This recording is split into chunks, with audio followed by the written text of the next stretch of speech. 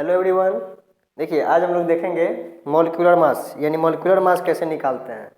ठीक है, तो मॉलिक्यूलर मास निकालने के लिए सबसे पहले आपको एटॉमिक मास पता होना चाहिए। एटॉमिक मास पता होना चाहिए। ठीक है, जैसे मान लेते हैं सोडियम है, कैल्शियम है, सोडियम कैल्शियम मैग्नीशियम मतलब जो भी है ये सब देखिए। जैसे सोडियम है तो सोडियम का एटॉमिक मास कितना होता है 21, कैल्शियम का 40, मैग्नीशियम का 24, इसे क्लोरीन हो गया तो 35.5। ठीक है, जिंक 65, जिंक जिंक 65। ठीक है, तो एटॉमिक मास अगर हमको पता रहता है तो हम लोग मॉलिक्यूलर मास निकाल सकते हैं। ठीक है, जैसे मान लेते हैं कि बनाते हैं हम लोग सोडियम क्लोराइड, तो सोडियम क्लोराइड का फॉर्मूला होता है NaCl। अब इससे मॉलिक्यूलर मास निकालना है। इन दोनों के मास को लिखकर यानी एटम्स के मास एटॉमिक मास उसको हम लोग लिख कर जोड़ देते हैं, मॉलिक्यूलर मास निकल जाएगा।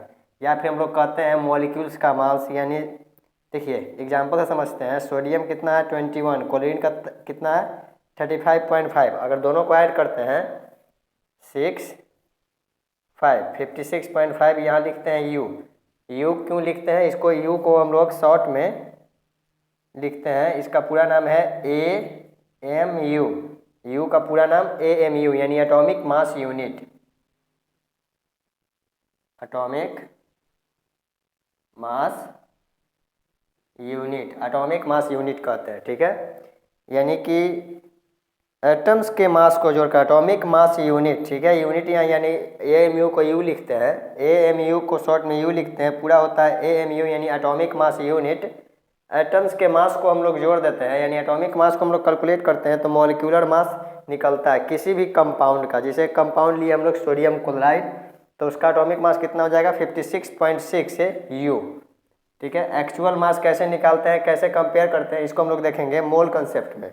यानी मोल कंसेप्ट में हम लोग देखेंगे कि एक्चुअल मास को हम लोग कैसे कैलकुलेट करते हैं। ठीक है, अब देखिए यहाँ पे मान लेते हैं कोई ले लेते हैं हम लोग कैल्शियम क्लोराइड ले लेते हैं CaCl2। तो कैल्शियम का कितना होता है सर, कैल्शियम 40 होता है।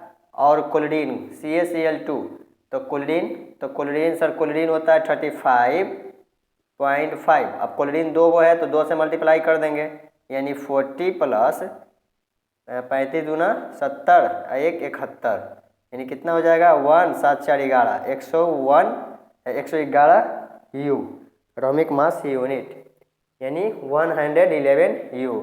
जैसे हम लोग देखते हैं potassium sulphate K2SO4, potassium sulphate K2SO4 तो पोटासियम का होता है 39।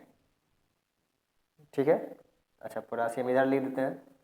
देखिए एटॉमिक मास आपको याद करना होगा। एटॉमिक मास वैसे हम लोग निकाल भी सकते हैं, निकालने के लिए बताएंगे, लेकिन एग्जाम में एटॉमिक मास निकालिएगा फिर मॉलिक्यूलर मास निकालिएगा, बहुत टाइम लगता है। जिसके कारण हम लोग क्या करते हैं डायरेक्ट एटॉमिक मास को हम लोग याद कर लेते हैं और मॉलिक्यूलर मास हम लोग निकालते हैं। यानी कि एटॉमिक मास को याद करके मॉलिक्यूलर मास हम लोग डायरेक्ट निकाल सकते हैं। जैसे पोटासियम सल्फेट, तो पोटासियम का हमको याद है कितना 39, सल्फेट यानी सल्फर जो है सल्फर का होता है 31, ऑक्सीजन होता है 16। देखिए कुछ का एटॉमिक मास जो होता है ना वो डबल होता है। जैसे कैल्शियम एटॉमिक नंबर का डबल हो जाता है एटॉमिक मास। जैसे कैल्शियम का एटॉमिक नंबर है 20 तो इसका हो गया 40। ऑक्सीजन का जो एटॉमिक नंबर होता है वो होता है 8, इसका हो गया 16। लेकिन सल्फर का एटॉमिक नंबर होता है 16, इसका होना चाहिए था कितना 32, लेकिन कितना है 31 है। तो इसको हम लोग देखेंगे मोल कंसेप्ट में। ठीक है, जैसे मैग्नीशियम है तो मैग्नीशियम का एटॉमिक नंबर है 12, मैग्नीशियम का एटॉमिक नंबर 12। देखिए इसका एटॉमिक मास 24। तो कुछ ऐसे एलिमेंट्स हैं जिसका एटॉमिक मास अगर हम लोग निकालते हैं तो उसका एटॉमिक नंबर के डबल हो जाता है, एटॉमिक नंबर के डबल हो जाता है, उसको हम लोग आसानी से कैलकुलेट करते हैं। लेकिन कुछ का है जो डिफर करता है, कुछ का पॉइंट्स में भी आते हैं। ठीक है, ये सब हम लोग देखेंगे नेक्स्ट क्लास में, आगे के जो भी क्लास आएंगे फर्दर क्लासेज जो हम लोग देखेंगे। यहाँ देखते हैं हम लोग पोटासियम सल्फेट का पोटासियम सल्फेट जो कंपाउंड है इसका मॉलिक्यूलर मास कैसे निकालेंगे। तब पोटासियम कितना है तो सर यहाँ पोटासियम हम लोग देख रहे हैं किधर गया पोटासियम 39, यहाँ 39 यानी कि 39 इंटू 2 प्लस सल्फर का 31 और ऑक्सीजन 16 इंटू 4 यानी कि 9 दूना 18, 3 दूना 6 1 7, यहाँ 31 16 चौके 64। यहाँ देख रहे हैं क्या, तो 4 1 5 या 5 और 8 5 10 11 12 13 के 3 हाथ में 1 6 3 9 7 में 14 15 16 1 17 173 यानी सबको ऐड कर देना है, यू लगा देना है, आपका क्या निकल जाएगा, मॉलिक्यूलर मास निकल जाएगा। जैसे यहाँ पे हम लोग देख रहे हैं कैल्शियम कार्बोनेट, कैल्शियम कार्बोनेट का कैसे निकालेंगे आप लोग ट्राई कीजिए। देखिए CO3, कार्बोनेट का भी वैलेंसी 2, कैल्शियम का भी 2 कैंसिल हो गया, तो क्या बचेगा यहाँ CaCO3, यानी कैल्शियम का सर होता है कितना 40, कैल्शियम किधर गया, हाँ 40, प्लस कार्बन का होता है 12 और ऑक्सीजन का होता है 16, यानी 16 इंटू 3 करेंगे यहाँ पे, यानी 40 प्लस 12 प्लस 16 दूनी 16 48, यानी 8 2 10 0 0 कैरी 1 4 1 5 5 4 9 1 10, यानी 100 U कैल्शियम कार्बोनेट का मॉलिक्यूलर मास कितना हो जाएगा 100 U, AMU को शॉर्ट में U लिखते हैं। एक और है potassium nitrate, potassium KNO3, potassium nitrate KNO3, potassium nitrate KNO3, potassium 39, nitrogen 14, nitrogen का कितना होता है, नाइट्रोजन होता है 14, ठीक है, तो नाइट्रोजन 14 प्लस, अब देखिए नाइट्रोजन का एटॉमिक नंबर जो होता है 7 होता है, इसका डबल कर दीजिएगा तो क्या हो जाएगा 14, यानी इसका एटॉमिक मास आसानी से याद कर सकते हैं, एटॉमिक नंबर का डबल, एटॉमिक नंबर का डबल। ऑक्सीजन कितना होता है, तो सर 16 इंटू 3, यानी 39 प्लस 14, 16 तिया 48, ठीक है। अब देखते हैं यहाँ पे जोड़ते हैं इसको, यानी कि 13 और 13 और 8 21, 21 का एक कैरी 2, 3 1 4 और 4 4 8 8 2 10, यानी कि 101 U, 101 U।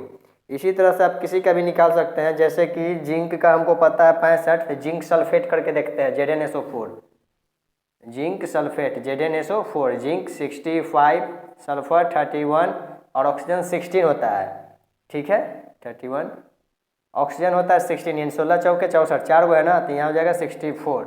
अब देखिए 5 3 8 8 4 12, 12 का 2 कैरी 1, 6 3 5 1 6 और 6 4 10,